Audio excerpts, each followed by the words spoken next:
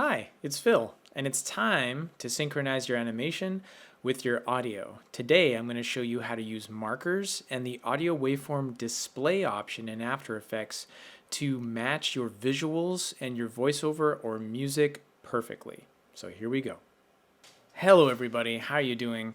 We're going to jump into a very simple composition with some text and some voiceover and a very crazy little background here. Let's see what we've got. And just so you know, all of these shortcuts I'll be using are going to be showing up at the bottom of the screen. So I'm going to use Shift 0 to preview what we've got here. It's time to party. It is time to party. Okay, so we've got a simple bit of voiceover that we want to line up the text here with each bit of what he says. So we've got it's here. And so what's the easiest way to do this? Well, if you're new to After Effects, what you might try to do is by using the preview tool and listening to where the playhead is when he says different things, you can shift a layer around to try and determine where he's saying time or party, etc. But I'll show you the probably the best method. I'm going to show you a few methods to work with audio in After Effects. I'm going to show you the best method that I think works for this particular example. So I'm going to select the audio layer in the timeline, and then I'm going to press L, and that shows audio levels. But what we actually want to look at here is the waveform. And to display that in the timeline, we're going to hit L twice. And there we have it. We have a visualization of the actual audio. It's time to party. And if you hover your mouse over sort of the bottom of the waveform here in the timeline, you can actually click and drag that. You can make it a little larger. So this kind of gives us what we want. We see when he says certain things, and that way we can line up our layers with these bits of audio. But what if we were working with a much longer audio track, maybe a music track where we want to pick certain parts of the music where we want something to happen, and maybe we want to have sort of references to those certain parts of the audio as we're working on our animation. So this particular approach probably isn't useful for this example, but it could be for your example. So I'm going to show you something about After Effects markers, and I'll just show you where they are in the menu first. So a marker can be found under the layer menu, markers, and you can add a marker. So you can use the Control and 8 shortcut to apply a marker, or you can use the asterisk on your numpad. So markers are kind of like bookmarks. It allows you to just mark your work area, which is this gray bar here I'm clicking and dragging, or you can also mark layers. So let me just show you how I use shortcuts to apply markers in my work area. So say I've got here I'm just clicking and dragging the playhead. That's about where he says it's. So I'm going to say, okay, I'm going to apply an asterisk there. This is about where I think he says time. I'm going to hit the asterisk and apply a marker there.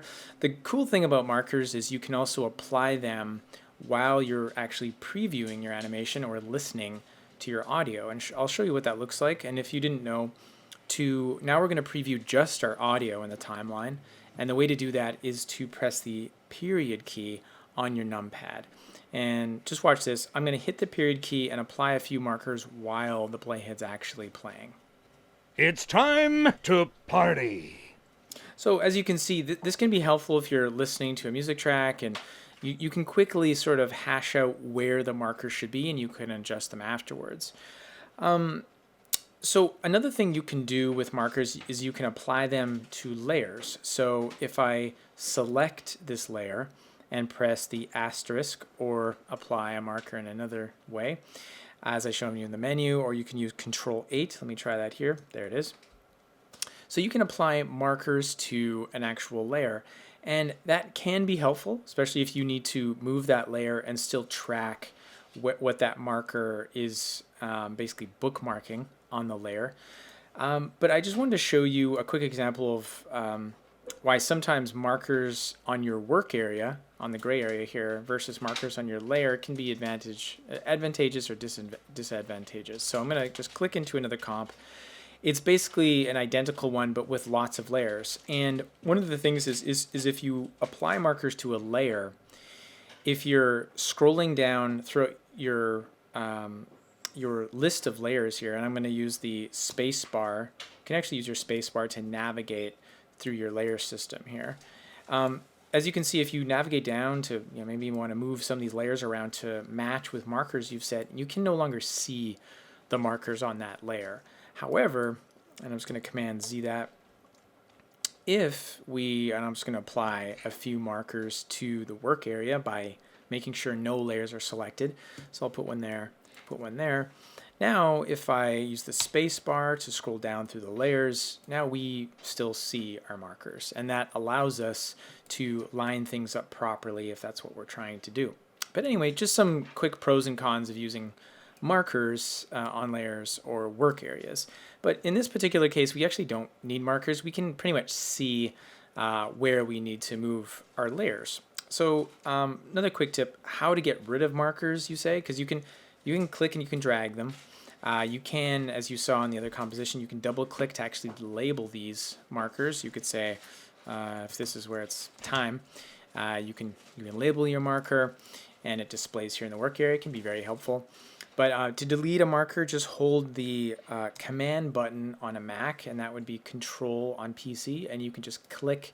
I'm just holding Command here, clicking and deleting all of these markers. There we go. Now, another helpful tool for when you're trying to navigate audio and preview it and work with it is holding the Command button or the Control while you're scrolling with the playhead, and this will actually preview frames of audio, and I'll show you now. Here we go. It's time to party. So we can actually preview the audio at our own pace. We can preview just one part of the audio if we wish, rather than having to wait for a preview. It's time to party. So, what we're going to do here is now refine where the placement of this text lines up with when he says it's time to party. So I'm going to use the plus key just to zoom into the timeline here a little. And so let's find out, where does he actually say it's about there. I'm going to pick the peak moment. And so I'm going to use the left square bracket to line up that text layer with when he says it's. And so let's scroll forward a bit more. I think it's like about there where he says time. It's about there. So what we could do here is we could use Command D to duplicate our text layer, or what we could do is, because I plan to basically cut from one piece of text to another, we can use another function in After Effects called the split layer function. Now I can't tell you where this is in the menu system because I've forgotten, but I will tell you the shortcut, and it's faster anyway. So what you'll do is you'll select the layer and you'll hold Shift Command D on the Mac, and that would be Control Shift D on PC. And now what it's done is it's basically split the layer exactly where we need it to, and now we have a new text layer. So here we want it to say time, so I'm going to double click on our text layer and type time, and I'm going to go Command Enter to commit that change on that layer. And now I'm going to hold Command again, and I'm going to scrub the playhead forward. So here's 2.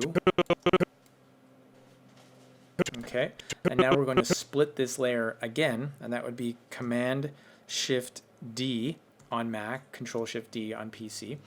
And now we're going to say 2. It is time 2, and what is it time to do? Let's see. Holding the Command key, scrubbing forward. It is time to party. So right about here he says party. So I'm going to do the split layer command again and double click on the layer to rename PARTY exclamation mark command return to commit that textual change. So let's see, this should line up perfectly, but let's see if it does. Let's see how it looks. So I'll do a quarter resolution RAM preview by using the Shift and 0 on the numpad. It's time Pretty good. to party. It's time That's honestly to pretty good. party. That's pretty smack dab on. Sometimes, you can notice your text can still be off because you've mistook one of these peaks for the wrong thing. But it takes a bit of finessing, but this looks like it's pretty close. So that's basically working with audio in After Effects. I hope it's been helpful. This is Phil asking you, how mouse-free can you be?